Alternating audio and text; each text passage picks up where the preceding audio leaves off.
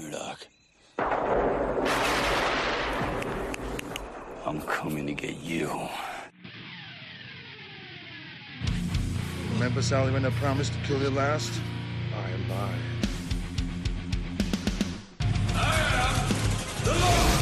Get off my plane. I have come here to chew bubblegum and kick ass. And I'm all out of bubblegum. John, I'm not gonna shoot you between the eyes. Shoot you between the balls. The disease. And I'm the cure.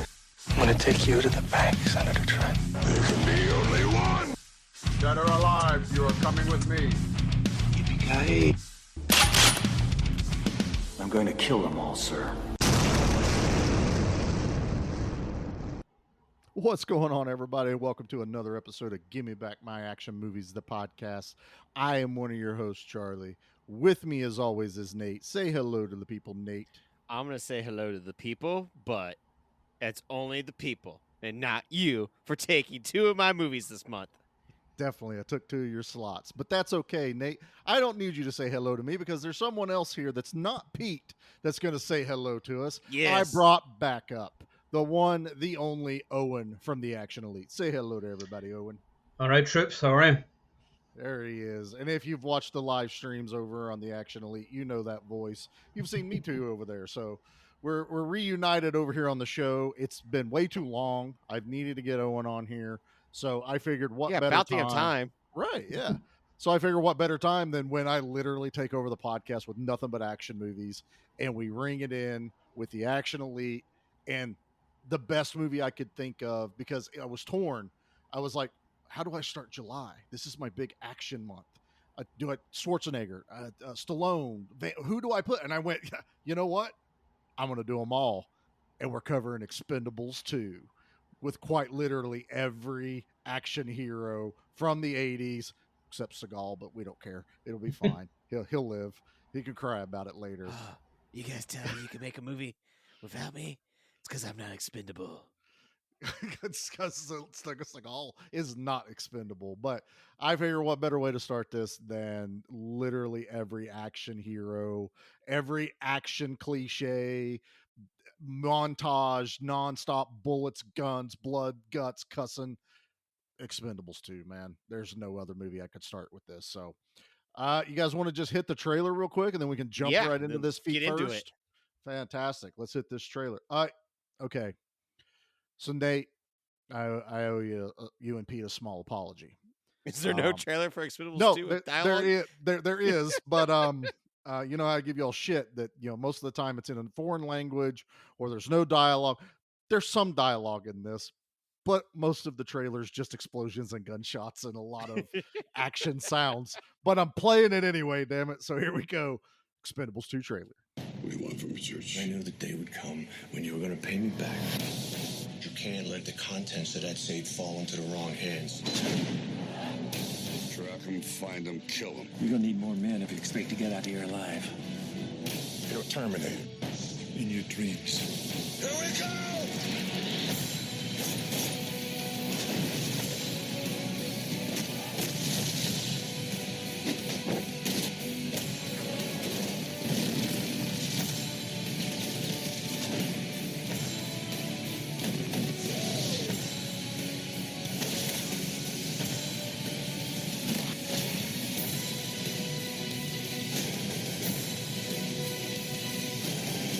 The shoe is bigger than this car. Shoot something! You're not doing what I think you're doing. Yeah, I am. The Expendables 2. You're gonna need a new plane. In theaters August 17th. So I picked the 1 minute trailer because the 2 minute and 30-second one has almost all the same lines, just a lot more gunfire and explosions in it. We get the point. Yeah, exactly. Yeah, I mean, we if knew you've what we were seen the getting movie- ourselves into. Yeah. You've seen the movie. It's just nonstop action.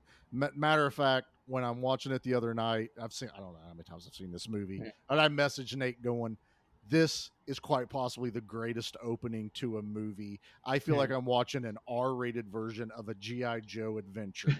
Like, it's all of the vehicles they want you to buy. It's all your favorite characters and their accessories, and just nameless bad guys getting blown up, thrown off buildings, just chaos incarnate. And that's how this movie opens. It's what And I'm here most for it. movies finale would be, is the opening. Yes.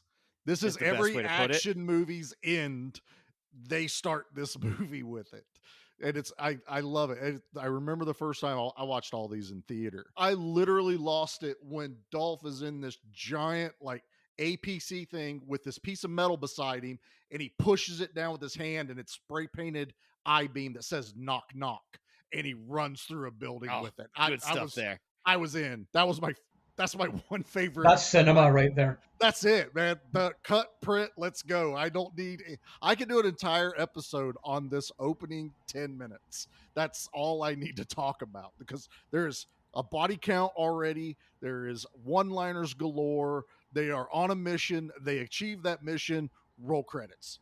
They could have done this movie in 10 minutes. I know we're here to talk about Expendables 2, but I Yes. gotta bitch about Expendables 3 real quick, because when you do an opening like this, what makes you think it's a good idea to do a PG-13 for the sequel, for the follow-up to this? Yeah. Like, when you watch this opening, in what right mind? Because it gives you that the fourth Rambo movie of like head explosions, the sniper rifle hitting heads and they're flying off, the blood splatter. Yep. It gives you everything that you want in that action realm. And for some reason, the follow-up is the one where they decide, let's water all that down.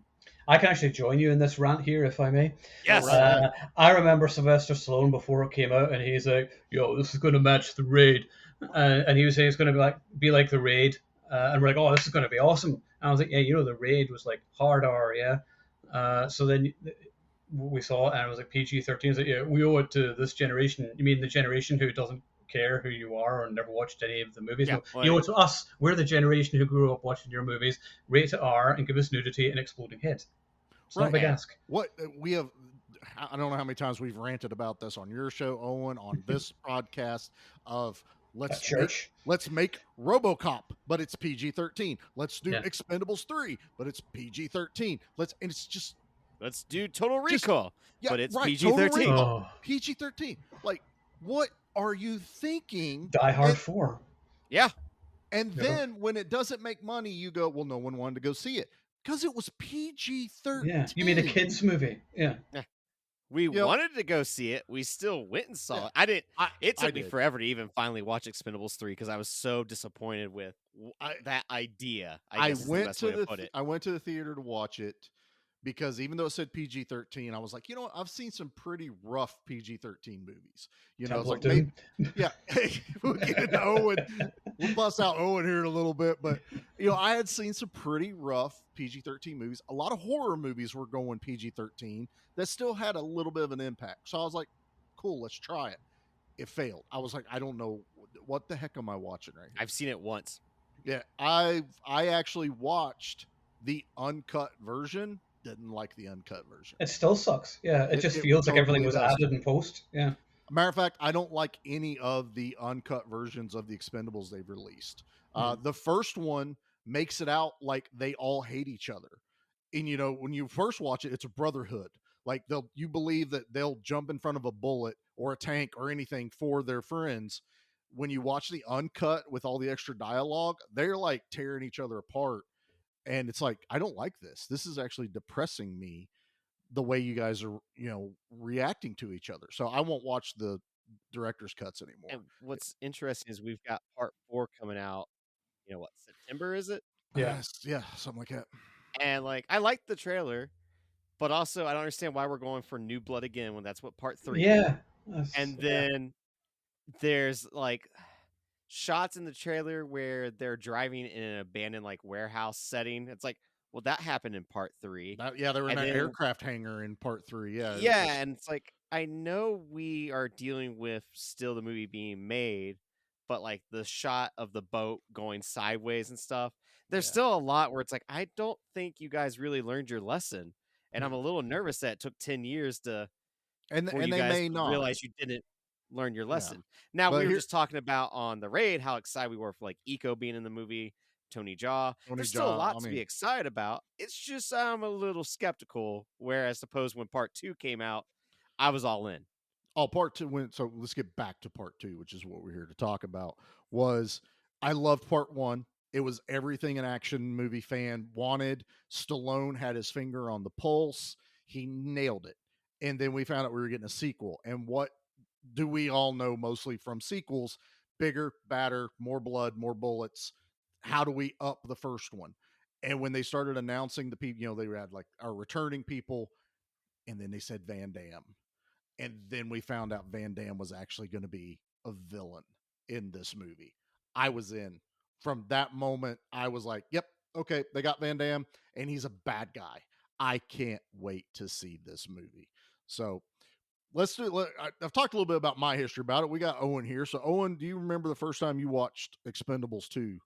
I do. I saw it in the theater with my dad. Me and my dad went to see all the Expendables in the theater.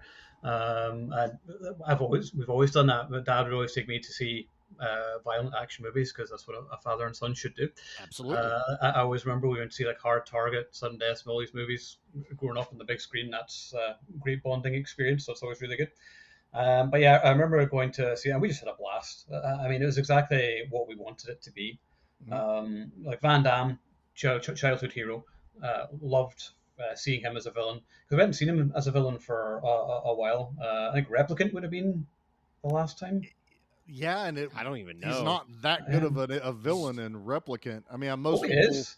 He's a scary bastard, isn't it? He sets fire to women. He did. I don't know. I'm not a huge fan of Replicant. I like Replicant. Right at the beginning of when I hate saying the beginning of the fall, but yeah, the downfall, the dark times, the dark times of Van Damme and Dolph Lundgren, and thankfully, like action in general. Yeah, Schwarzenegger had a heart attack around this time. Stallone kind of like faded out. Just went behind the camera more and producing. So you're right. That's a perfect way to put it. On the dark time of action. When our heroes just kind of blurred into obscurity. Everyone has sort of moved on, but they hadn't. Sort of the audiences had gone on. It was the start of like the superheroes, but then there was also 9/11, which really kind of put the nail in for a good few years. A lot, man. I still remember when Swordfish came out right at that time on DVD. They had to put a sticker because they didn't have enough time. They couldn't like re-edit it, which is what they originally wanted. They put a sticker on it down here saying the events in this movie may be disturbing to those due to recent events. And I was like, damn. I forgot about that. Yeah, they did do that. They specifically had it was with Swordfish. Yeah, it was at Blockbuster. I remember because they pulled it from the cinema. I remember it was at the cinema at the time, and they pulled it because they just thought it was bad timing. I was like, yeah, it kind of was, but still good. It was, but how were you supposed to know? No, exactly. Yeah. But then finally, people got their heads out of their asses, and Stallone decided that he needed to give all his dudes the proper kind of. I don't want to say send off, but it was like, let's do like one with Expendables. It was like one big comeback, or at least let's all go out with a bang. But what ended up happening was we kind of got this like renaissance of action, because then we started getting movies like Escape Plan, which I adore that movie with Stallone and Schwarzenegger actually working together. That movie's fantastic. And then we would get like it kind of like he was on like with the first Expendables 3 wins in a row at that point, because it was Rocky Balboa, then the 4th Rambo movie, and then this. And like to be this late in your career and to launch a new franchise, pretty damn impressive. And it allowed to where then what did Bruce Willis go and do? A Good Day to Die Hard, even though we don't talk about that one. Stallone went and did Bullet to the Head. Schwarzenegger went and did Last Sabotage, Last Stand. So, and then all those movies flopped, like every single one of them. But that doesn't mean they were bad movies, though, which we talked about. It's just like it kind of proved that, like, once again, the world was not quite ready for these guys. Or also, I do think some of it plays into age, where they're like, I just don't believe it anymore. But I think something like The Last Stand, it utilizes the age perfectly. Right. And this one kind of blurs that line of, we're maybe too old for this, but we're not going to believe it, so we're just going to keep going. This is the one where, like 3, you can tell Stallone really pulled himself back from a lot of the action, which is why we got the new blood in 3 is because, like, all right, these guys can't keep doing what they're doing, full time. So let's bring in younger people, the MMA fighters, all this other stuff. 2 is still like Jason Statham can still kick ass, and we're going to give him like one awesome fight scene towards the end to really showcase him. You still get, good Randy Couture doing some, fighting moves. Terry Crews just being Terry Crews. Terry Crews being Terry Crews is great. Randy Couture is still the weakest spot of this franchise. He is, but I don't think I want anyone else in that role, though, because I want anyone else in that world. Randy Give Couture. me Antonio Banderas. Give me Wesley Snipes. Literally anyone but Randy Couture. They did. That was in Expendables 3. You're welcome. Yeah, what I'm saying is they should have, fixed that the first go around. No, I won't talk bad about Randy Couture. I will. I like the dynamic he added to the group.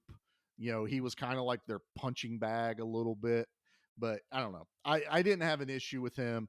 I think his biggest thing was he didn't have a shtick. Terry Crews had the shtick because the first movie he had, the gun that will forever be embedded in my mind when he goes down that freaking tunnel, just blasting everyone apart. And then he has to give the gun away in the second one just because Arnold's in the movie a lot longer. It's like, this is my baby. And he's like, you got a side piece, give it to Arnold.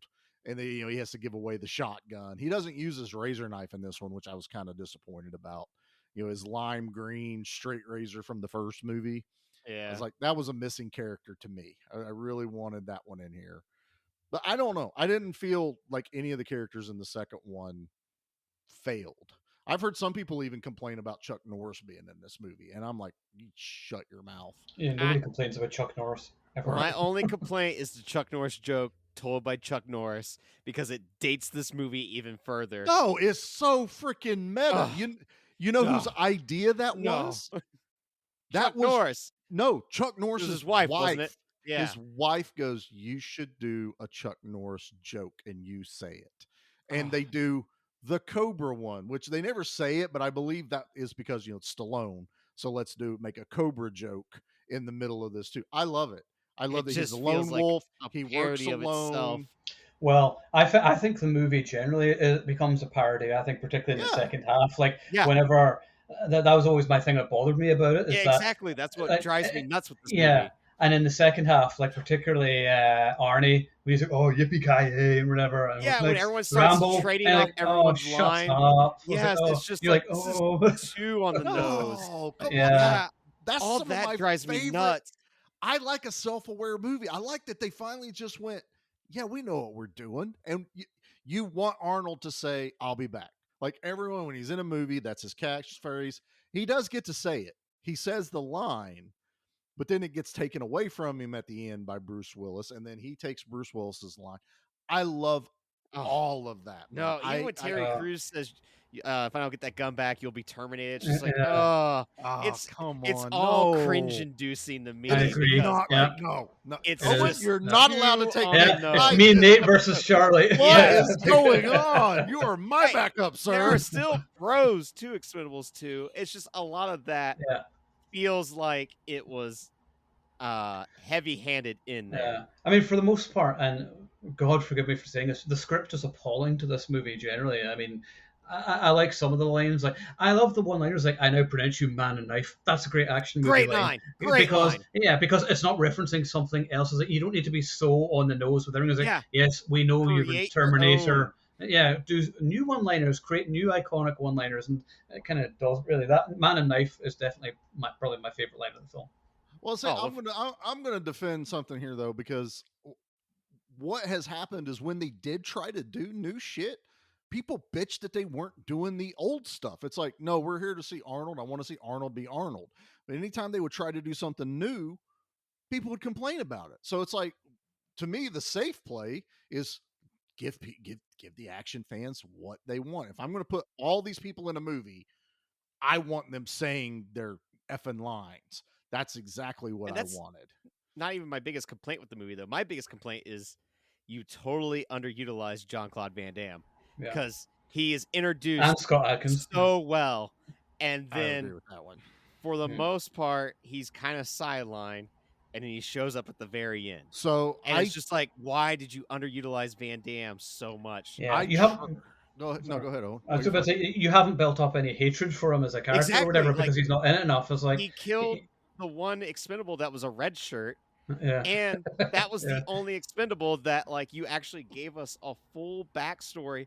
They really gave us tons of character development within 15 minutes of Liam Hemsworth's character. for the one character we don't care about. Yeah, to kill him off. It's like, bring back Mickey Rourke and kill him off.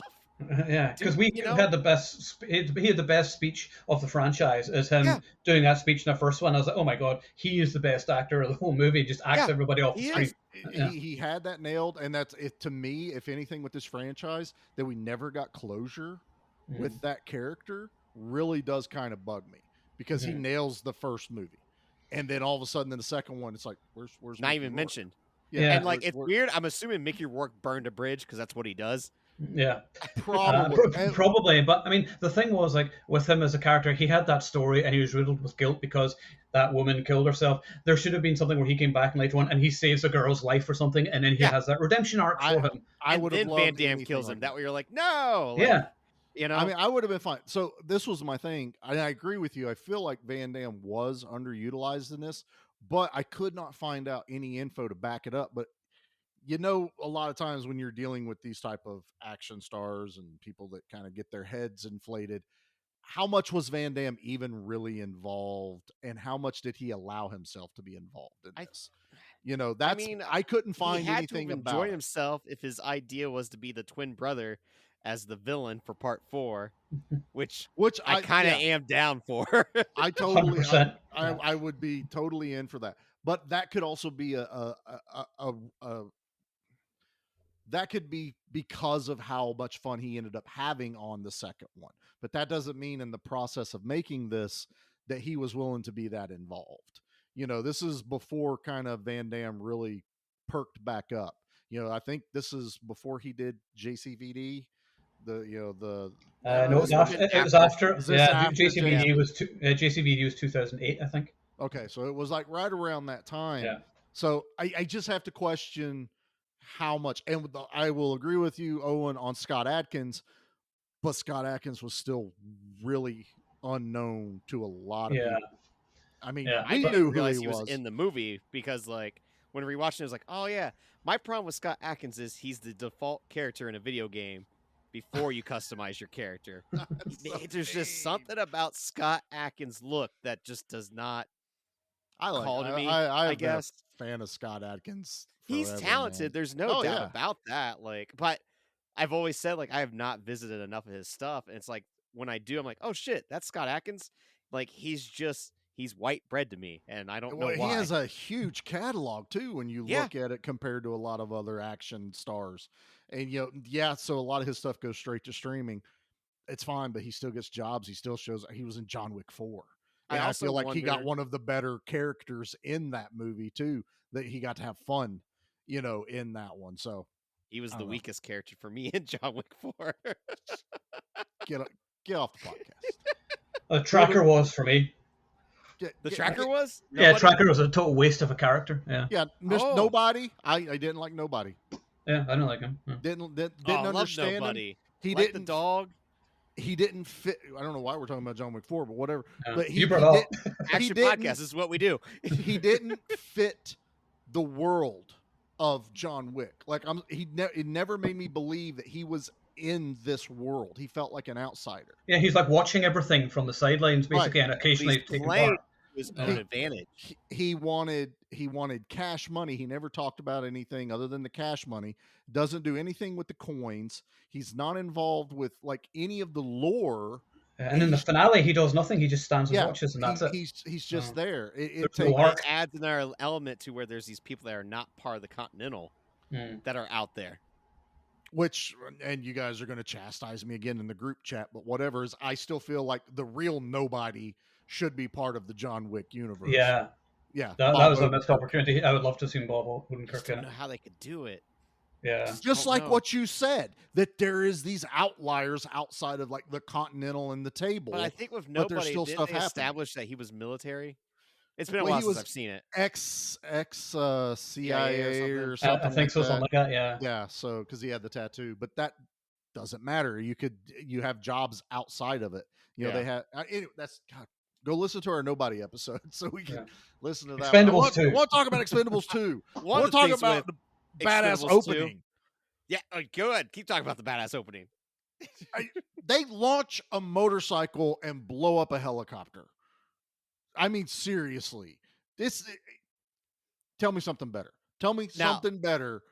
what's interesting is you could tell they actually blow up maybe a miniature Mhm. or a helicopter, but then it does the CGI for the wide angle, and it goes back into practical. Yeah, it's a bit And that janky. movie Yeah. does a lot of this, where it's actually like it surprises me because I'm like, it's 2012.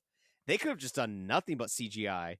So it's kind of like, hey, kudos to you for still I was gonna say doing I'm some not like gonna old school stuff. Like, Yeah, I'm not gonna dog them because that entire opening is just a giant set that they're crashing now, through and blowing through walls, and dudes are actually getting launched off of like this, the air cylinders that throw them up in the air. Those aren't like dummies or CGIs. Those are actual like people flying in the air, and I love the stunt work in this movie. Go ahead, Nate. no, I feel like all that's great. Like, honestly, the opening feels like Stallone directed it. And I remember when this movie was being announced and Stallone was taking the step down from the director's chair. I was like, oh no.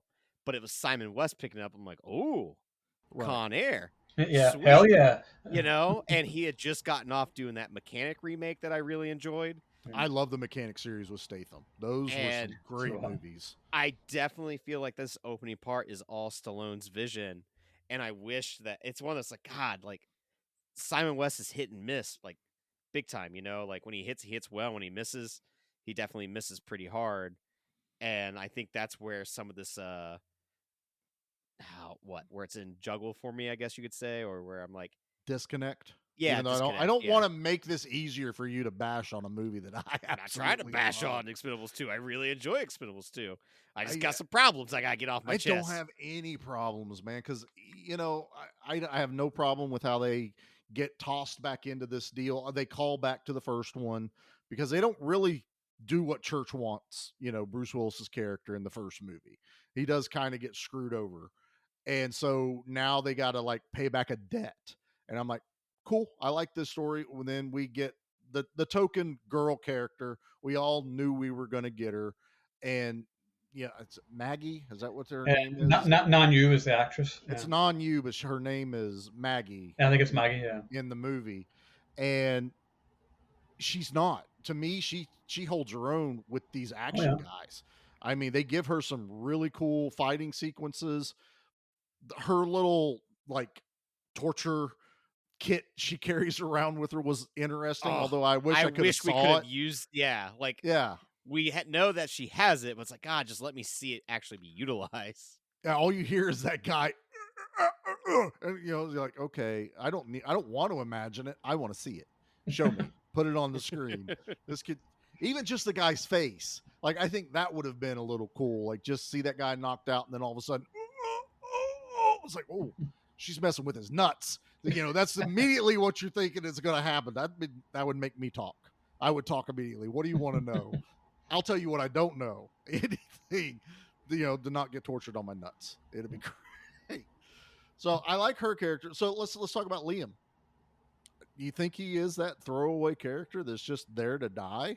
Yep. Oh yeah, It's a total waste of a character. Yeah, I mean, there was no point. I think it would have been better if they'd actually killed off someone who'd been like Mickey Rourke's character Tool or something. It was a character who we had some kind of connection with, because whenever he appears, you're like, who's this guy? I don't care about this guy. Yeah, like he's just the new the sniper new kid. that's joined. Right. And they call him Billy the Kid, and like he's supposed to be like this childlike figure for Barney. And well, it's youth. I mean, I get what they were going for, and that's why I don't have a problem with it. And he even says it in the movie. He's like, why does someone that's young and basically have their entire life ahead of them die, yet we keep going on? Like, it's like, why aren't we dying? Why is it always got to be the young, And he was wanting to get out to go, start a life with this girl. I don't have a problem with how they set it up. I like the idea of them getting revenge. That's a great plot. I love device that. That was an idea of the Expendables, because the first one being, all right, we're going to take out, we're going to do a coup essentially, And Right. then the second one, like, all right, well, how do you get a bunch of nameless henchmen? You do a revenge plot against a guy who's been building his army to take over. Right. And I like that. I like that idea. I just feel like it would have been more impactful with someone else, and you kept Liam Hemsworth's character alive. Like it could have been Randy Couture, and I've been like, all right, whatever. No, we you're finally not got rid of killing him. Randy Couture. Stop it. I just do it. Stop killing Randy Couture in this movie. We're not doing that. I don't know. I like the idea that you guys are tossing around that it being Mickey Rourke. The problem with that would have been he is older. He is an expendable. He accepted this That's the lifestyle. whole I see. point. That's the That's whole the point of title. the series. Yeah, But that was They're always my problem expendable. with That- all three movies. Is that not enough of them actually died? Like, Yeah. if they're expendable, you should kill some off. Like, if anything, it shouldn't have been him. It should have been Tom Berenger playing the sniper character because he's known for the Perfect. sniper thing. You have him, and then you kill him off. That would have been awesome. Or I if would you're have gonna loved Tom write off Berenger to be Jet honest. Li like you did, just kill him off instead. Like They didn't write him off. He was filming another movie, and they had to. He was take ill him- as well. They went Yeah. to China to film his scenes, so he would still be able to be in it. So it's not At like that they point- went no more Jet Li. Jet just Li's kill like him off though, because like you No. literally throw him in for one scene. Yeah, it's a does waste do of some time. awesome time with pots and pans and stuff, but then it's I- just I'm- like see you later. Yeah, I've read the original script to Expendables 3. And in the original script, there's a character called 3D, and that was supposed to be Jackie Chan. But he was never interested, and I always think it's such a shame because I really think that maybe Jet Li's role was supposed to be Jackie Chan initially, but Jackie Chan was just never really 100% down to for join it. some reason I've read something that Stallone and Jackie are like either really good friends or Stallone's like a really big fan of his. I think and has Stallone- been yeah, trying he's definitely to a big get fan because he's there's been scenes trying in to get Tango and Jackie Cash in that movies. mirror police story. Like Yeah. So there's something there, but I don't know. I like the send off. I like how Dolph and Jet Li have their final little jabs at each other that they set up from the first movie. I like Symbol. I like Symbol. But I love they fist bump each other just as Jet Li jumps out of the airplane with the Chinese guy. To me, it worked. I was like, okay, he's done. He's gone. If anything, I'm more upset of how they brought him back in 3. That I was just like, okay, we don't need this because he ends up with Schwarzenegger almost towards the end of the movie for no apparent reason. Like he switched sides and he's working for him. Trench, I think is the character's name, but Schwarzenegger. And I was like, yeah, I'd rather him just still be. He need more money. He went and got another job. That's how I always look at Jet Li from the first. I'm smaller. I need more money. I work harder.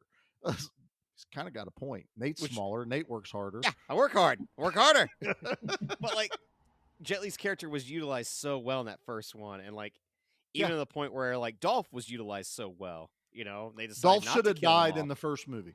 Yeah, bringing him back, I think, was a bad idea. I was like, no, he was a villain, and then, oh, look, everything's okay at the end, and I was like, no, for God's sake, let some of these characters die. Just like, as much as we like Terry Crews, they should have killed him off in the third one, and that was the initial plan, but he was like, no, you're not killing me off, because I love these movies. And now he's not even in the fourth And now he's one. not in the fourth one. Yeah, Right, no, Because I- of the whole sexual assault charge that like Stallone's agent did against him. Like Yeah, Oh, there's yeah. where it's just like ton this of stuff that came out. Yeah, poor Terry Crews and the stuff that he's had to go I feel through. bad for that dude. Yeah, and like, I a love lot that of guy. this Yeah, franchise has got it's like haunted by things like you had a stuntman die on this one. one stuntman died and one ended up in ICU. So it was Oh, two yeah, I guys forgot on about that. It was the same stunt, and yeah, I mean you never want that to happen, but it can happen on any. Oh It yeah, can happen on any movie, honestly. But yeah, you never want to hear about it on these. And this is the downside with a lot of our action heroes or even our acting heroes. A lot of people got some skeletons in the closet, and it sucks whenever you start finding out, like the whole Terry Crews thing going on with agents, and then now all of a sudden you got to side with certain people. It's never fun to dig into. oh no, fully on Terry Crews' side with that. Oh, Whole I'm on ordeal. his side. What I'm Yeah. saying is, whenever you end up doing these movies, and it sucks that Terry Crews was the Yeah, either gonna because get like killed now off like or he now won't he's not come in back, 4. and Yeah, it's you hate finding out all this stuff.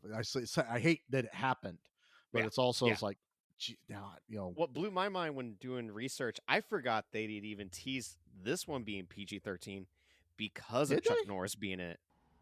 Yeah, That's right. one of Chuck the did original kinda things was go. Chuck didn't want any language, I think, in it or blood because, like, But it's okay to shoot people. yeah, like it's It's just like- one of those things where it's just such a weird hypocritical stance with him. Well, I what it probably was is it all comes down to negotiating. Is okay, you're going to be in it, but he goes, okay, if you're not going to drop it down to a PG-13, I want to be by myself.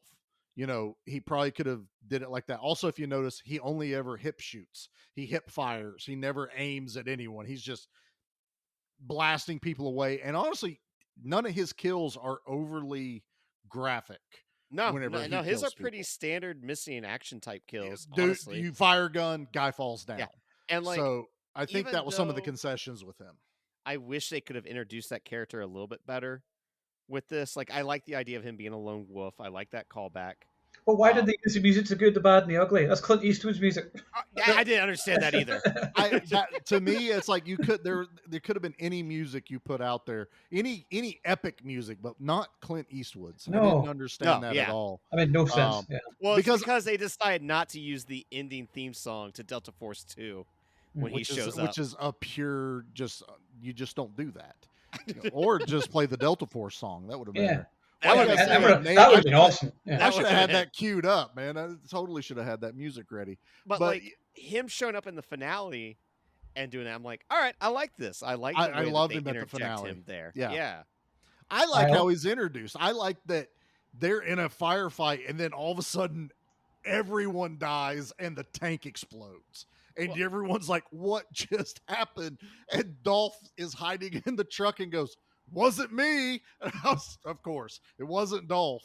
And then Chuck Norris just walks down the street. I was like, yeah, I love all But the of rocket this came idea. from above. That's Chuck Norris. Yeah, that's Chuck Magic. That's what that is. Yeah, all right. Fair. Yeah. You don't question the power of Chuck, man. That's all there is to it. Although I gotta give a shout out. I love Bruce Willis. Also has one of my favorite lines, and it's at the end of the movie. It's like little extreme. I just love the way he says that because that's pure like John McClane the way he says it. And I was like this old school Bruce there. God bless him. That's right. Like whenever he's holding Valan's head or Yeah, something. in yeah, the back. the severed head. And there are some things that are just a little pushed, like Schwarzenegger going, "Where's the proof?" I'm like, "You really need proof?" It's like, "I got his head." Like, was that established earlier that we needed proof of death? This was Outlaw Bounty Hunter Board. That's what it was. That's what it was. Dead or alive, you're coming with me. See, there would have been a good line someone could have said, even though Peter Weller wasn't in this movie. That would have worked. Yeah, 'cause they were probably trying to convince Stallone, like, no, Stallone, you don't need a robot that's expendable. You do. It does it. I would have been there for it, dude. You put I would have, RoboCop in this honestly. movie. You bring in the robot from Rocky 4. Yeah, I'd have been fine with And it's that got one. both Rambo guns. Rocket launchers on it. It'll look like a mech from Robot Jocks just rolling down the street. That's a good movie. What's his face is still in love with the robot from Rocky 4.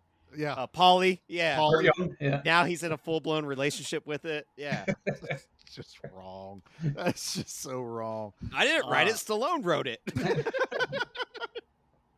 Well, he also had a hand in Expendables too, so it all works out good. All right, guys, I think now's a great time to just pop a commercial here real quick. Let's. Oh, take a what? break. Man on Robot Love is where we have to draw the Right. line. I gotta recover from that. So, all right, commercial time. G.I. Joe will return after these messages. Cobra Rattler, it's the wickedest weapon yet, Rattler's gonna get G.I. Joe. Introducing the Cobra Rattler. Super missiles! Rattler's gonna stop Joe! G.I. Joe American It's the Rattlers! G.I. Joe's there. We're outnumbered! Not belong! No, Joe! Cobra Rattler comes with pilot. Other G.I. Joe and Cobra figures and equipment sold separately from Hasbro. Oh, hi. Hello. It's Dom, and along with my co-host Amy, we are the hosts of Horror House, True Crime, and The Macabre. If, like us, you have a morbid curiosity with true crime, the paranormal, cults, and more, then our show may just satisfy your curiosities. We release episodes on Fridays and bonus episodes every other Wednesday. You can listen to us wherever you find your podcasts, and you can also find us on Instagram at horrorhouse_pod. So, all that's left to say is, until next time, my friends, stay spooky. Now back to G.I. Joe. All right, Nate, no more robots and love and stuff. Okay. No. What? Just talk about Expendables 2. What's actually Okay, in the yep. movie? Mhm. Okay. Can we Mhm. do that?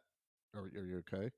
Yeah, I was trying to think of a robot sex pun with Expendables 2, but I got nothing right now. Okay, good. I still got like another hour to go.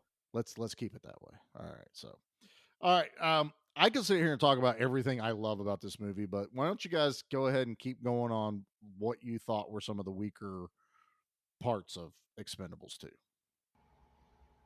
Well, I think Scott Adkins has mentioned this before, that he thought the final fight between him and Statham was too short, and I would agree. I mean, I love the fight and I loved his death scene; that was cool. But I could have gone on just a bit more, because all like one of my favorite fight scenes is like the end of Universal Soldier, because that's like 15 minutes of them just like throwing each other. And I love shit like So that. good. Yeah, it's one of my favorite end scenes.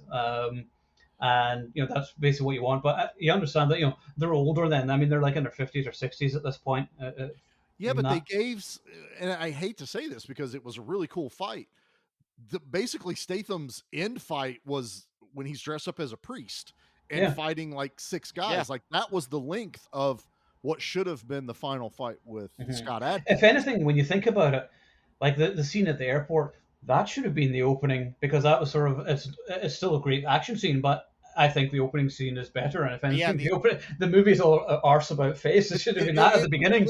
Very backwards, and I think I get so amped up from the beginning of this movie that I guess I don't give a shit about the rest of the movie. I'm just much like a sex robot, it shot its entire load in the beginning, and then it still was trying to recoup for the final part.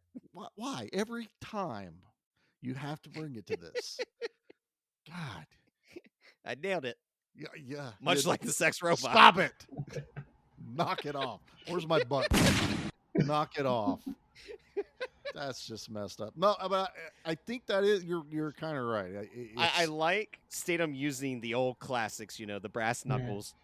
I love the brass knuckle stuff. Yeah, it's my favorite. One of my favorite scenes. I like nothing the like knife a classic that Scott Adkins has as well. Oh, the double blade that we always saw in those mail order catalogs that I was gonna say it's always in the ninja store that's in the mall, but we not got the like magazine. the popular mall. It's the rundown mall that's just filled with JCPenney's and a bunch of generic stores. I don't remember the name of the magazine, but my dad used to get one, and it would have ninja weapons. I remember it had a katana that had ninja stars that you twisted out of the handle.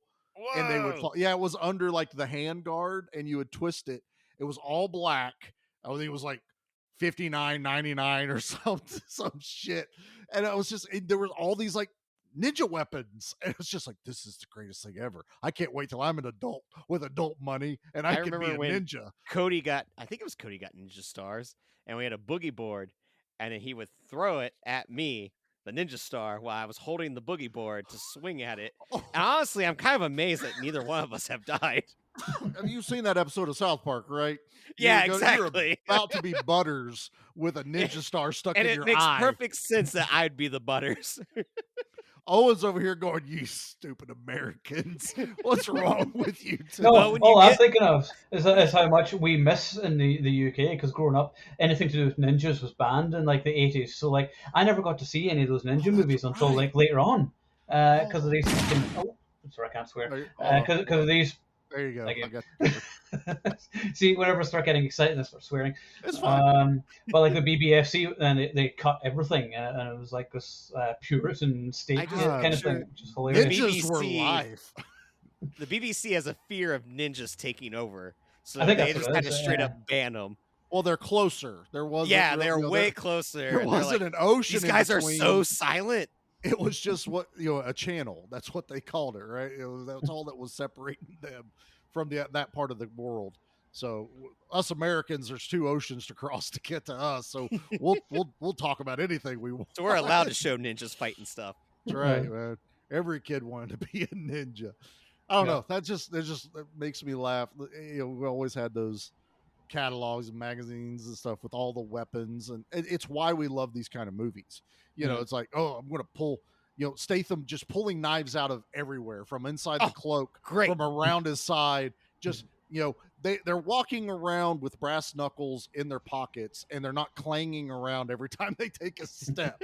Well, the fact that him and Stallone put on brass knuckles to take out the biggest guy in the bar, I love that. Is awesome. I love that because one goes high, the other one goes low, and that dude just drops like a ton of bricks. I love and have that in the 4th movie. I've seen that in the trailer. You see him with the brass knuckles again, like, oh yes, the classics are back for the 4th one.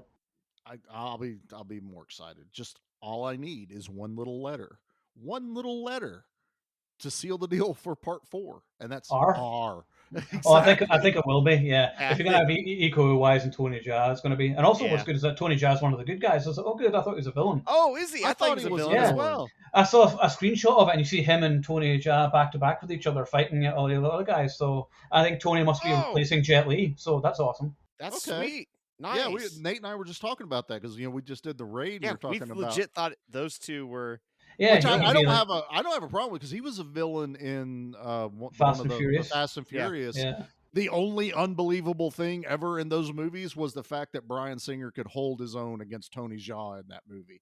It's like, no, I'll believe a car can run down a building. I'll believe anything. Not that it's not Bryan Singer. What is his name? It's Paul not Bryan Walker. Singer. You're talking about Paul Walker.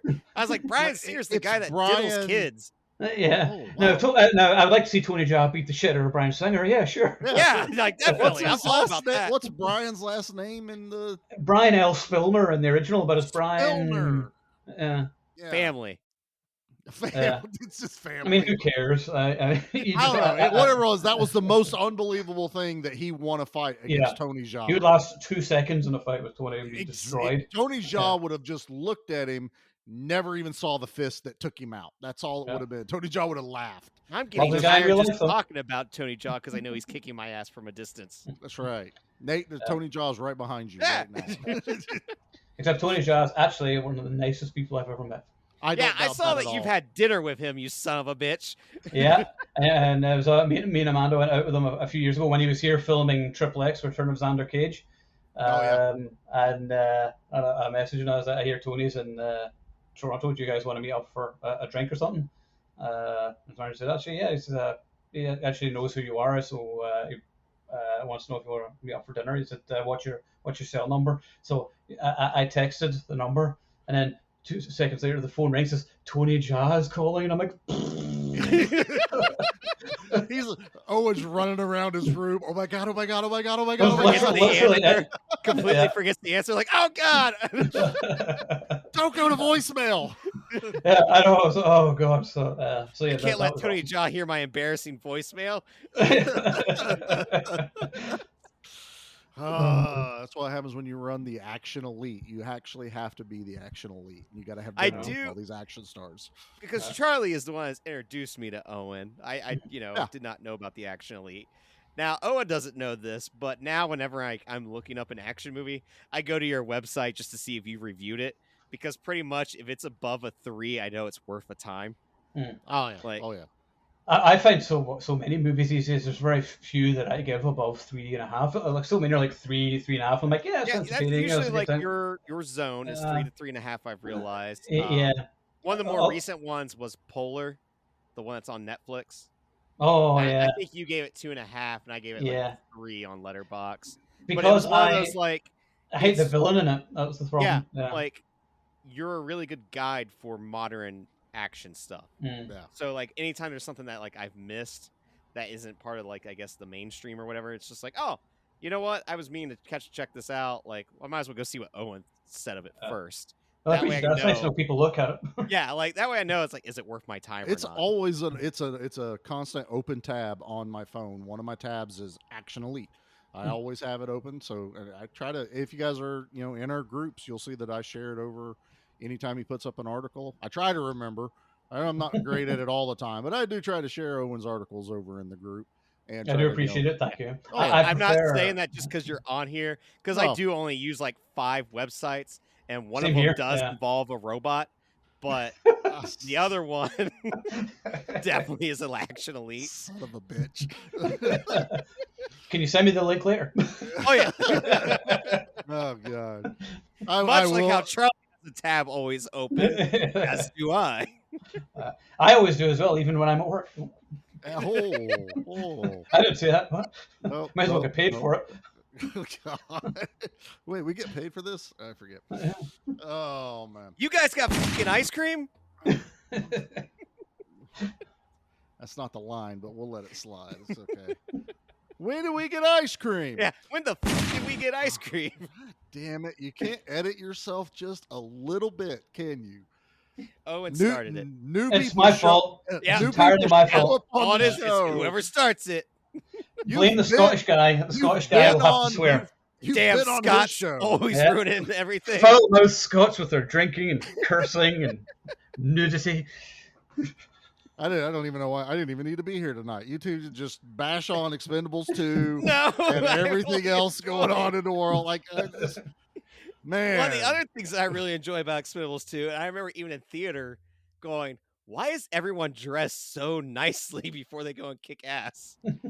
Because they get their my close-up Mr. DeMille moment is what all of them get, you know. They all have very nice hats and everything. You know what it missed? This I'm gonna go back to the G.I. Joe thing. They totally should have done like this whole like file car montage. Oh, that would be awesome. Show even in the credits. I think that would have been cool.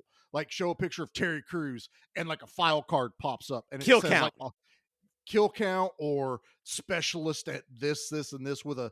And put a little bio, but make it go by really fast where you know people are going to get the DVD and pause and try to read like all of the information and just have even the bad guys, you know, Valon, have a file card for him. I don't even know if Scott Adkins actually got a named character in this movie. Hector. Was it Hector? Oh, did he have a name? Hector, yeah. I think it was, yeah. But that bad guy, I guess. What's your name? Hector? Okay. Yeah, it was pick it up and hand it to me nicely. Pick it up and hand it to me nicely. Yeah, I like Scott Adkins in this. I really do. Yeah. This was kind of like when people first really started taking notice to him. Like he was in a Marvel movie. He was in Doctor Strange. Doctor Strange, yeah. But he gets kind of he's one of the acolytes for Mads Mikkelsen. Yeah. Really? Yeah. It's been a minute since I've seen Doctor Strange, so I have to go back and rewatch He's not the one that gets. Is he the one that gets stranded in the desert through one of the portals? I can't remember. The other one. He has the fight with Benedict Cumberbatch, is sort of ethereal fight when they're both out of their bodies in the hospital. Right. He's not the He's not the one that gets isolated. Like, he's the one that's left. Yeah.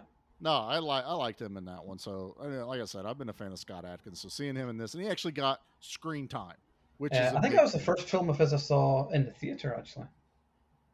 Yeah, it was Expendables 2 maybe. I think so. Yeah.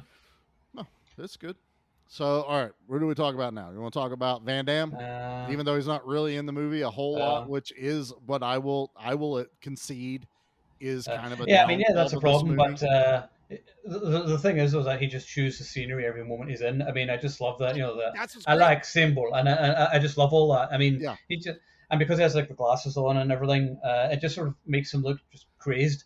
It is the pet of Satan. Satan. I love that line. I don't understand why we have Satanist terrorists, but I'm like, whatever. I'm down for it. I'm down. Yeah, I dig it. Yeah, whatever. I'm in. I don't need an explanation. But yeah, that's that 80s like love letter that I enjoy so much because that's something that you would totally see happening. You'd be like, we had I'm down for that. We had an axe cult in Cobra, so why can't we have Satanists in Expendables? Satan's pet cult. Yeah, is that what the cult was? We worship Satan's pet. Yeah, we only worship goats. Which is the goat? Yeah. I kill you like sheep. You die like sheep. I don't know. I want my money's worth. Yeah, I still, even though it's too short, I still do love the fight between Stallone and Van Damme at the end. I think it's good. And I think really good kills as well.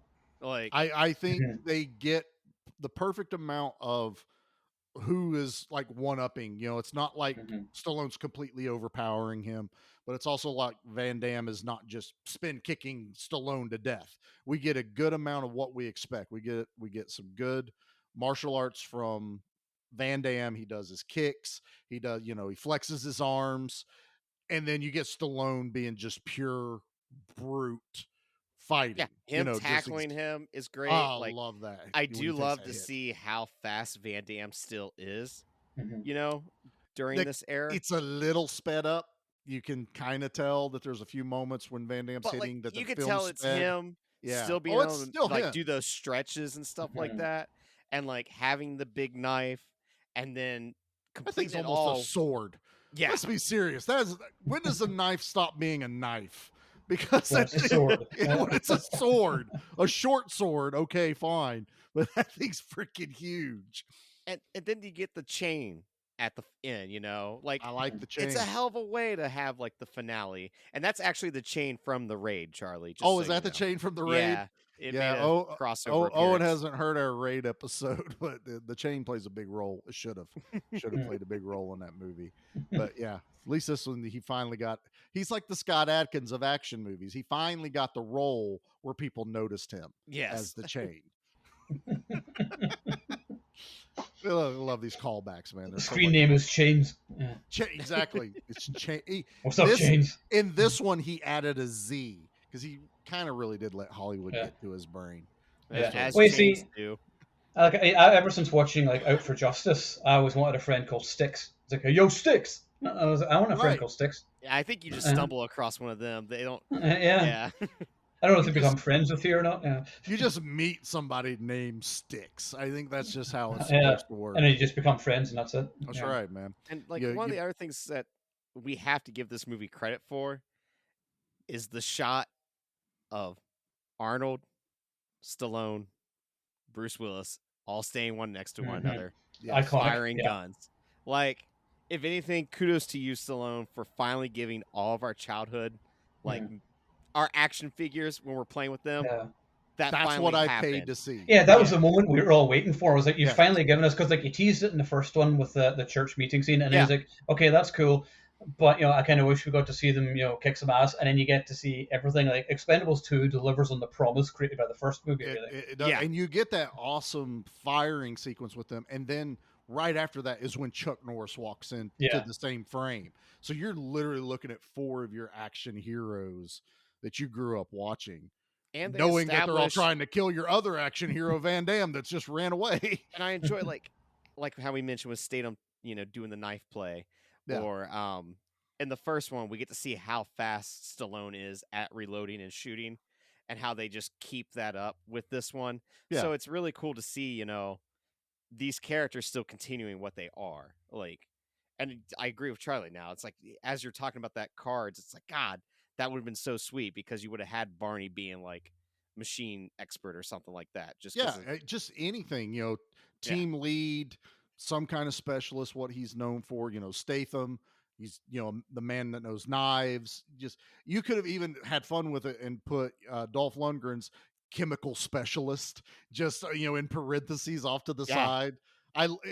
It's great in jokes. And if people that don't know, Dolph really is a chemical engineer. He is the smartest man in that room, probably at all times in that movie. I mean, that's how he actually is. None of that was a lie, and he did quit that job to become a bouncer, but it was for Grace Jones. He became her bodyguard. That's how he got into Hollywood. Get well soon, Dolph. By the way. Yeah. Oh yeah, I forgot about that. Yeah. I hate that, man. Especially Yeah. because he was just at a convention here in the States not too long ago. Yeah. He just did a He-Man type thing. He was at wasn't it? SteelCon because Yeah, I it wanted to go was- because it's Pittsburgh. It's like Yeah. a 3-hour drive. Our heroes are getting old, boys. I hate seeing that. Yeah. Like there's like a obituaries coming up all the time. Even like Treat Williams was bad enough the other day. I was like, oh no, Treat Williams. That hurt, man. I have Yeah. been. To me, he's one of the most, like, when you hear people go, "Oh, that person's underrated." Treat Williams literally is one of the most Yeah. underrated actors in Hollywood. Especially when you look up all of his filmography. It's like, Yeah. holy Right. shit. Yeah, Treat Williams. Oh, yeah. He Holy shit. went- He was in that too. he went heavy television, which is where a lot of people know him from. Mm. But man, the movies he was putting out, some of my favorites. I love Deep Rising, Dead Heat. Dead Heat, yeah. I mean, this was a guy that should have done. He should have been another, everyman action hero. It just worked with him, and it sucks that he died. And it sucks how he died. Dies in a motorcycle accident. It's Yeah. just like, damn it, man. I don't Did, like. did you hear also that they found the remains, they think, of Julian Sands the other day? Oh, really? I didn't hear Yeah, that. I haven't done anything yet until it's confirmed. I'm not doing anything.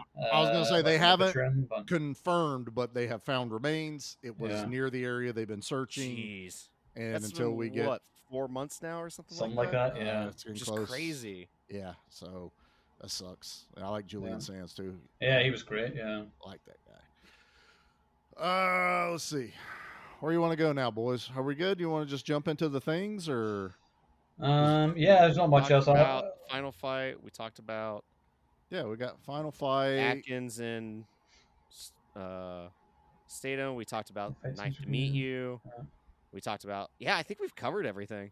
Although I'll give a shout out to Brian Tyler and his awesome score. That's one of the best things about the movies is his movie music. Oh, that is true. Soundtrack. Yeah. I love the main theme tune. Yeah, no, the music for this is just straight up action movie. It's like just what I expect. It gets you amped.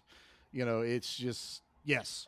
Because it's great because like movies don't have great movie scores anymore. No. Like when we grew up, and that's something I keep meaning to write. Is like, hey, Hollywood, bring back memorable movie scores because like.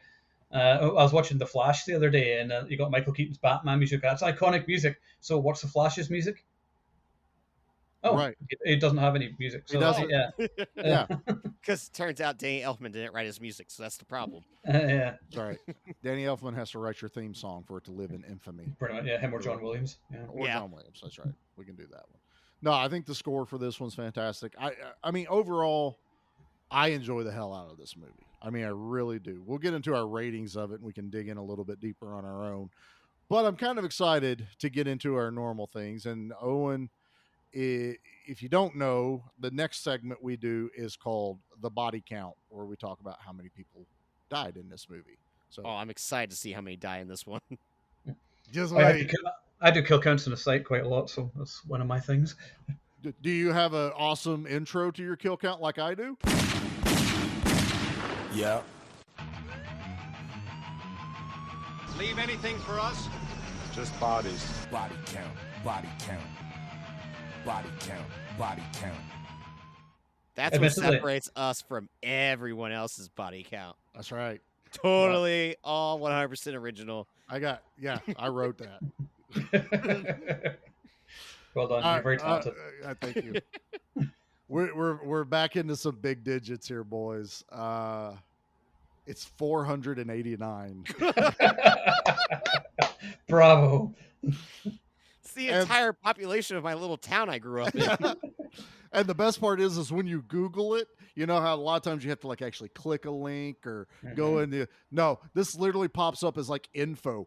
Expendables 2 has 489 deaths in this movie. It's the first thing on the screen when you Google it. And I feel like 200 have to be the beginning. Like, that's half of the kill count. But they do kill quite a bit of the people when they're doing the plutonium. Like Scott Adkins probably has one of the more coldest moments when he shoots that one guy when they take the last piece of plutonium out of the tunnel.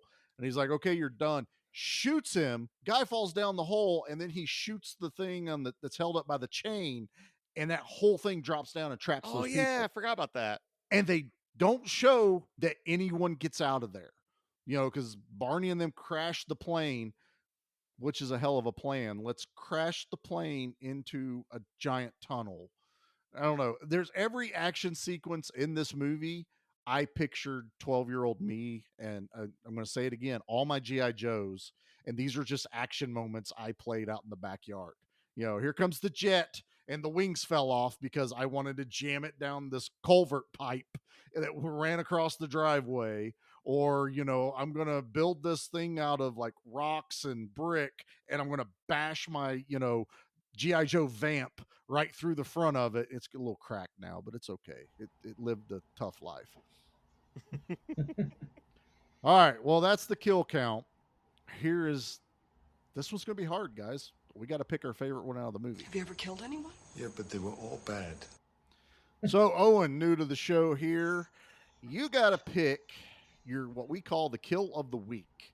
What is your favorite kill in Expendables 2?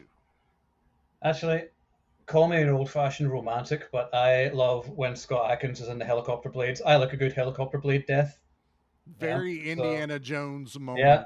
Yes, I do like that. So yeah, so I'm going to go with that one. Yeah, that's a good one. It's a quality one to pick. All right, because Nate? you want to know why? It's mine too. Oh, because look at damn it, you you get to guys. see the head fly off, the blood spray. It's great. It's and I forgot it happened too. So when it happened, I was like, yeah, like it's one of those cheering moments, and it sticks out amongst a bunch of deaths. 400 some apparently. 489. Well, mine's a bit more obscure, but it's what I have designated the Predator kill. And that is when they have pretty much eliminated everyone except one guy, and they all turn around and unload all of their weapons on one person. Why did they do it to that one guy, though? This guy's chest turns into like SpaghettiOs. There are so many blood squibs and holes, and all of them empty their weapons, and I call it the Predator kill. It is. There's even a great one-liner after that, isn't there? I don't remember the one-liner. I was I'm too fairly excited certain that Stallone says something like right after. Oh, it was going. Rest in pieces. Rest in pieces. Yeah. Rest in pieces. See, it's shit like that. I don't need you to call back to old stuff because Rest in Pieces is fantastic. I don't know, but I'm designating it now the Predator kill. I loved it. It was fantastic. Okay. All right, boys, let's rate this thing. Let's see how many Al Leongs we're going to give this movie.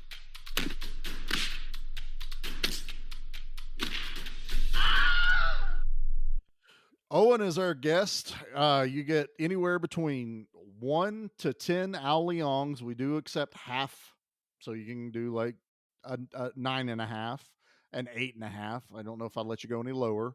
But yeah, why don't you tell us how many Al Leongs you're going to give Expendables 2? 8 out of 10.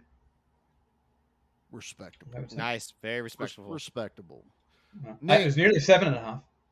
Oh, stop it. Oh no.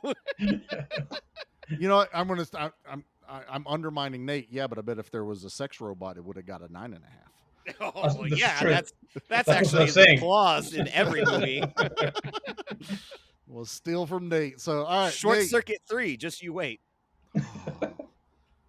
Johnny's coming back. Never mind. Well, that might be one of the places. Stop it, Nate. How many Al Leongs you giving Expendables 2? Mine is a 7.5, but I still really enjoy this movie.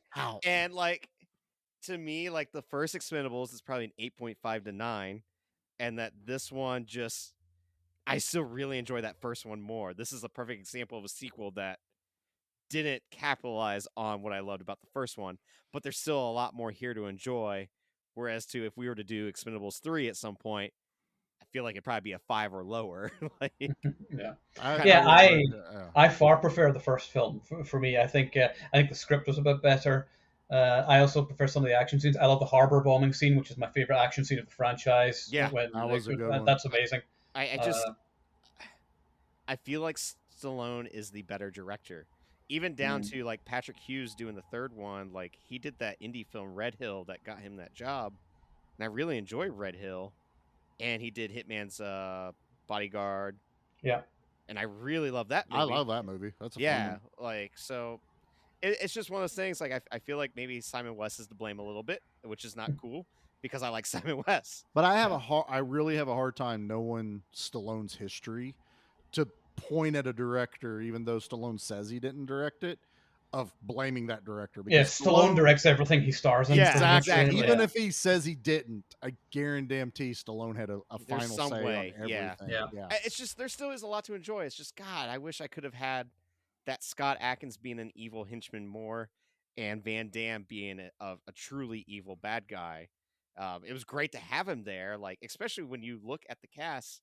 It's amazing this got pulled off in the first place. All right, well, it's my turn. So I'm sorry, guys. I do love the first one, and my first one would be higher than this one. If the first one is a good, gritty, actual action movie with a cool ass story, and they pull it off, the second one is exactly what I want. I want a sequel that just goes balls to the wall. It gave me almost all of the action heroes, which is why I picked to do this one and not the first one. I was kind of confused when you mentioned 2. I was like, man, why are we doing that? Not part 1. Because I wanted Van Damme. You Fair. know, I didn't mind to give up Stone Cold, you know, and the others that are in the I'll first always one. be cool with giving up Eric Roberts, so No, that's you fine can't by hate me. on Eric Roberts that much, man. He's got Do a not pretty speak good... ill of Sir Eric Roberts. Exactly, man. He's got a pretty amazing filmography, dude. If you go back, Eric Oh, Roberts he's in is awesome. everything. It's just, Yeah. it still shocks me that he was the main villain in part 1. It just feels odd to me. Look, you go back and you watch some of his early stuff, and you just be like, Oh, okay, he I always understand plays the why he's in asshole. Yeah, the Specialist is like one of my favorite characters of his. Well, He's just slimebag douchebag in it. Exactly. I mean, isn't that the one me and you covered, Owen? Yeah, we did that. Yeah, totally love that one. Was that the last one we did? I think it's the last solo one you and I did. Yeah. I haven't done one for months. I know we don't push him too much, but you know you can always go back and check out all our other streams. So Owen's got a ton of content on the Action Elite. But I'm gonna give my number. It's a 9. I'm giving Expendables 2 a 9. I enjoy the hell out of this movie. The beginning grabs me from start. It doesn't let go. I love all the cliches. I love how everyone acts. I wish there was more Van Damme in it. I will admit that. I just love it all. I love all the one-liners, It hit the everything callbacks. that you were wanting, and that's what's cool about it. This was everything I was fully expecting. It was even giving me stuff that I didn't know I wanted out of the first one. You know what I mean? It was just like the first one was good, and it's like the first time you ever get this, so you're in awe.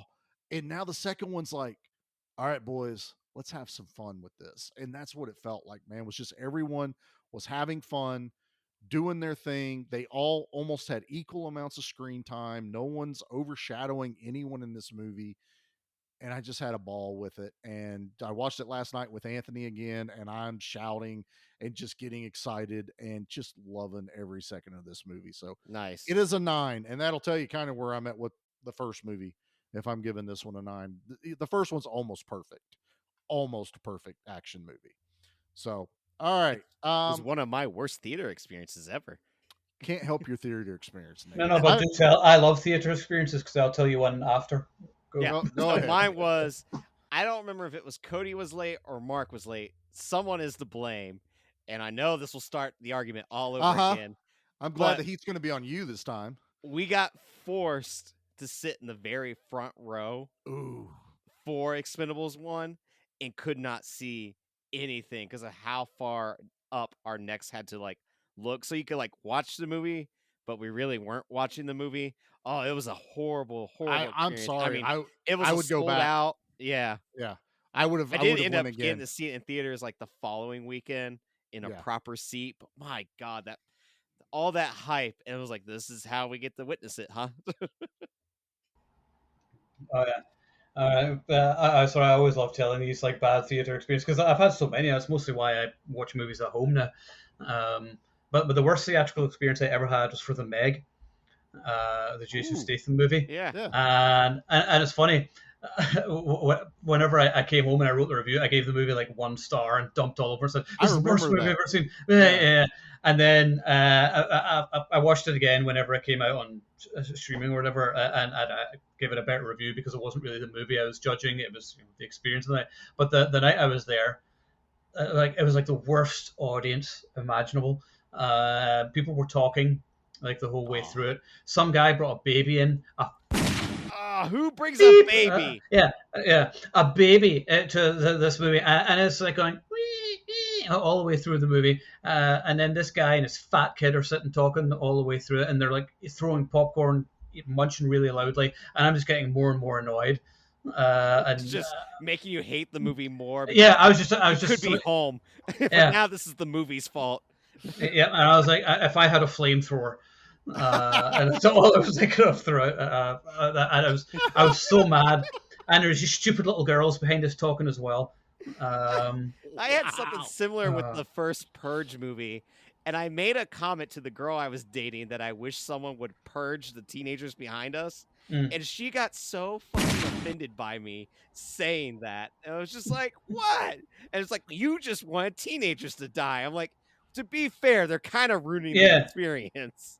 Doesn't everyone? I mean, we watch horror movies. Isn't that usually who dies? Yeah. Horror movies? And I was like, kudos to myself for that joke. High five, Nate. You know? Yeah, I'm impressed. Yeah. Himself. That's all. The other, actually, sorry, just I know I'm being annoying, but you're fine. I'm coming out of retirement to do this. So, I drug him kicking and screaming on here. He's like, no, stay loud. But Infinity War, and I almost feel bad for this one because it's two little kids, but I didn't care. They're sitting behind me and they were talking. And they were talking like quite loudly throughout the film, and I couldn't hear the dialogue. I'm hearing impaired, as you know. I have a hearing aid, so I can't hear stuff saying. So these kids are talking, and I turned around, and I went, "Shut up! Shut the fuck up!" Damn Scots. Yeah. And then, like, when I told my friend after, they were like, "Did the mother not say anything?" I said, "She knew better than to say anything." Right? Yeah. It's like that guy had an accent and he's mad. I don't want any part. And I promise you, they were silent the rest of that movie. Yeah, because you're in Canada, and they're like, we only get like 7 curse words a year, and he just used one of them at children. Oh no, see, now that is an incorrect stereotype. Canadians swear almost more than the Scots. That's been the biggest surprise for me, is that except the C word, which I say more than I should here, which always offends everybody. But now, see, that's why we have to censor ourselves on this show, because I would call every movie that. So, yeah. Oh no, we just lost Charlie. Is he back? Oh no, he's there. Can you hear us? We lost you, Charlie. Can you hear us? Hello. And I could hear him. Yeah. Well, this is now the Action Elite stream. Thanks everybody for joining us. I'm now in charge until he comes back. Thank you for taking over, Owen. I mean, you were the one that was obviously always in charge of the action movies. This is correct. I'm back now, so. Oh, he's back. No, he's back. That's too bad. He came back. Okay, I'll let you have your show back now. No, it's fine. I stalked his show forever till he invited me on. He was like, Charlie's always in the group chat. Let's just let him on the show finally. I apologize that it took so long.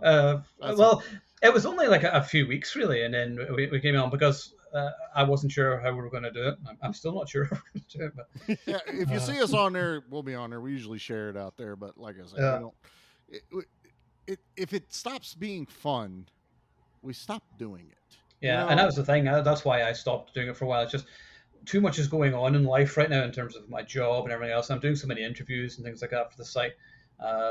So it's been kind of, and I was away on holiday there for 2 weeks as well, and I'm sort of catching up from that. So that's the thing. You get 2 weeks paid vacation, but you're paid by having to come back and catch up with everything by the time you come back. Yeah, and that's how you pay for it. Yeah, you pay for it big time. Your email inboxes, like you have 200 unread emails. You're like, huh, what if I just delete all these? Yeah, 230 emails. And I was like, that's when you hit the delete all and go, if it happened on my vacation, it didn't happen. It didn't happen. Well, my thing is, if it's important, you'll just email me again. Right. You're like, why didn't you respond? Because I was waiting to see if it really was important. I was working important, on it. You would follow up. I need to somebody else would do away my work secrets. That's right. That's totally right. All right. So Nate, you want to do the thing? You want to do your trash review? Oh yeah. Okay. Oh, he's excited. So because I got a good title here. Okay, here's your music. Your trash, kid. Oh, that's the wrong one. I should leave that for all the shit you've been talking. What was it? A robot? No, it was the Your Trash, Kid. The one you hate. No, here is your. I'm the trash man. I come out, I throw trash all over the ring, and then I start eating garbage. And then I pick up the trash can and I bash the guy on the head. Oh, that's gonna be a disaster. All right, this comes from Lauren Thal Tit. I might be mispronouncing that. His name is Tit. Tit. This review came September 23rd, 2012, which is actually my birthday. And okay. That's one reason why I got picked. This was the other reason. They entitled this The Embarrassings 2. The Embarrassings 2. Oh, it's so funny. I know, right? They're being so clever. So edgy. Here's what they said. Bad hair pieces, awful in jokes, no storyline, lots of noise, elderly actors. Throw in $90 million and you have this turkey. The baddies were at a real disadvantage here. None of their guns were designed to hit anyone. The goodies, on the other hand, had these special magic weapons that the only time they need reloading is for camera effect. Stallone was mumbling so incoherently at times, I thought the soundtrack had a problem, but I don't think I missed much of the quote-unquote plot. The shootout at the airport, an everlasting supply of baddies that turned up only to promptly get shot. Was the silly little car product placement? Hope not, as it's so easy to remove the doors. There are obvious health and safety issues here. I got a point there. It was really embarrassing to watch known actors in their 60s and 70s. Norris is 72 in roles designed for people decades younger. Don't waste your money nor your time watching this turkey. They clearly did not know what they signed themselves up to. No. Yeah, no. Well, it's no wonder his name is Tit. Yeah. Because he is. He's obviously never seen an action movie before. Yeah. Jason Statham is not wearing a hairpiece in this movie. I don't know what you're talking about. We've seen him have hair once and we went, don't do that ever again, dude. It's so wrong to watch his Yeah. early stuff when he has hair. When you watch The One and a couple of the Guy Ritchie movies, you're like, no hair. Revolver with the Revolver, really long hair. yeah. No, dude, no. Stop. Ghosts of Mars, he has hair, and you're just like, no, just shave it, bro. Just shave It's it. okay. It's okay, buddy. It's cool, man. It's cool on the shaved head side. I need to shave mine, by the fact, man. Let's get scraggly. I don't like hair. Same. All right. Well, that was a trash review for a perfect It was movie. definitely a review that was not good. Yeah, and the person who wrote it is trash. Correct. That's exactly why we do it. That's the joke. It's awesome. I hope one day I meet that person. They're actually one of the people that's always commenting on Action Elite about how stupid you are. One of That's the what it is. trolls. Yeah. Oh yeah, and you get plenty of them. Oh my god. I mean, there's so many replies I write to people, and like I'd be in jail if I posted some of the stuff that I write out, and I'm So like, you no, type don't, it out and then you delete it just for your therapy. Backspace. Yeah, you have to let it out. I was like, no, can't say that. You know, I'll be sentenced to the Phantom Zone for 1,000 years for saying that. Why did Owen get shadow banned from his own group? Yeah. Well, you see. Exactly. Well, if you know him, it totally tracks. Damn Scots. Damn Scots. We have tempers. What can I say? That's right, man. All right. Well, this is our first episode of the month of action. So we have knocked out 0 horror movies. Zero. No horror. So give you next the raid week, and you stop do it. this to me. Right. Yeah. Also, Hey. you gave me Texas Chainsaw Massacre, Next Generation. What was the? You guys didn't even like Scanners. You don't deserve the horror side right now. You've poo-pooed on everything. You don't get it now. This year's been weird. It has. It really has. So next week we are doing Speed, and as long as he shows up, we have another special guest. We're bringing Troy back. Yeah. From Good Beer Bad Movie Night. He will be joining us, and we should have Pete back. Pete was excited to do Speed. Spoiler warning, I watched Speed right before recording this, and my God, do I love Speed, and I can't wait to talk about Speed. I love Speed. I'm just going to give my 2 cents. It's actually my favorite Keanu Reeves movie. Perfect. I love getting the input now. I forgot how awesome it was. Yeah, it's so good. There's a reason I picked it. I mean, really. It's like, also, no, trust me. Like as I was watching, I was like, oh, I can't wait to talk about Speed. It's one of the best action movie scores of all time. The music is amazing. It rules. So good. Yep. In fact, I'm gonna make that my ringtone. You should. You should. Speed's amazing. It was I might as well say it now. It was the first R-rated VHS I ever got from my parents for Christmas. Nice. I got nice. Speed. And I was can't wait to hear more about this story. Oh, it's awesome. I love it. And then we follow that up with Lethal Weapon 2. Got a special guest lined up for that. And we round out the month with one of Charlie's favorites from childhood, Megaforce. And I have something special up my sleeve for that one too. So it's going to be a lot of fun. Owen, why don't you tell the people where they can find you out on the interwebs? God, what's it called again? Oh yeah, the actionelite.com. So yeah, the actionelite.com is the only site you need for all your action movie needs. I usually post stuff every single day, except maybe on the weekend. Sometimes I take a break at the weekends, but most of the time I post stuff all the time. Just trailers, news, reviews, interviews. I'm doing tons of interviews lately. I got interviews. Like seriously, Thank you. He's getting some great ones. And tomorrow I'm doing some interviews, which will be posted in the next week or two. I'm interviewing William Kaufman for his new movie, The Channel. And then after I speak to him, I'm doing a dual interview with Clayton Crawford and Max Martini, also for The Channel. Nice. So they're coming in the next few weeks. So whenever you posted this, they may have already been right. posted So on if the they're site. not up, you'll have something to look forward to. But if they are up, just go over, check out the actionelite.com. Like I said, it's always an open tab on my phone. That way I can just click right onto it, see what's going on. I try to share a lot of his stuff over into the group. I miss some things, but that's okay because Charlie's working out of town for the next little bit, and it's really hard to post all the time. So yeah, we got that going on. Let's see, Nate. What else? Do we have anything else happening? Hell if I know. You're a great co-host tonight. This is how I promote stuff. It's amazing. All right. Well, if you want to hear, I got some stuff. Go ahead. Fine. It's 1 sec. I gotta pull up. Jesus Christ. Yeah, you're right. It's got to close those robot tabs. Yeah, you're right. Yeah. Wrong tab is open. Wrong tabs open. Wrong tabs open. Let's see. We got Cineslab. What? Cineslab. Charlie and I are going to be doing Night of the Creeps with them. Yep. Shout out to Blast Furnace Media for sending me a Blu-ray of their latest movie, Death Metal, which is a horror death metal combination, which is obviously Nate's alley. How the hell are you getting free DVDs? I don't get free DVDs. I don't get free anything. Hey, they sent it to me, and I was like, this is pretty cool. And then huge shout out to Sean Hates, who has been on the show. Yes.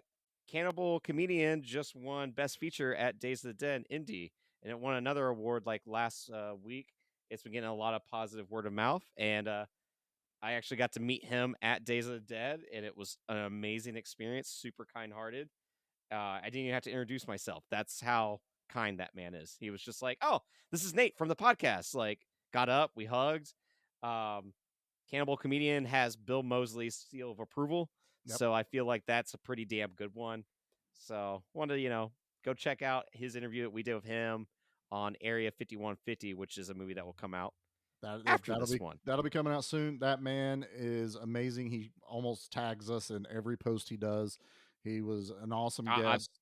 I'm telling you, like, I was so humbled after talking to him because it was just the pure act of kindness. And I even got to run into Casey Jones from when we did our interview with those guys. I'm going to bust you out real quick in front of everybody. So Nate goes to this thing. It's in Indy. And it turns out there are no less than 5 people that have been on our show that were all in the same building at once with you there, and you didn't do it. I didn't know Bobby and James were there at all. Bobby and James were there. Derek was there. Sean was there. Adam was there. All been on the show. Yep. Yeah, it was impressive. I'll bust myself out. I was only 2.5 hours away, but I was working, so I couldn't break away and go over there and hang out either. So that's my fault. That's fine. No, all good stuff. And if you want to know who all these people are, you can always go check us out over on our social media stuff. We are at Give Me Back My Action Movies, the Facebook group. Give Me Back My Horror Movies, the Facebook group. Both of us are on Instagram. We are on TikTok and Twitter, and we're on YouTube for now. Please go check out our Tubi files. I really, those are our hearts are breaking right now, guys. Really are, man. I mean, you keep it up, it's just going to be another podcast episode, and unless that's what you want, and I'll do it anyway. But yeah, please go check out the YouTube channel. I changed it. Just type in "Give me back my action and horror movies." No more an acronym for it. Just type it. It'll pop up on YouTube. Watch our videos. They're fun.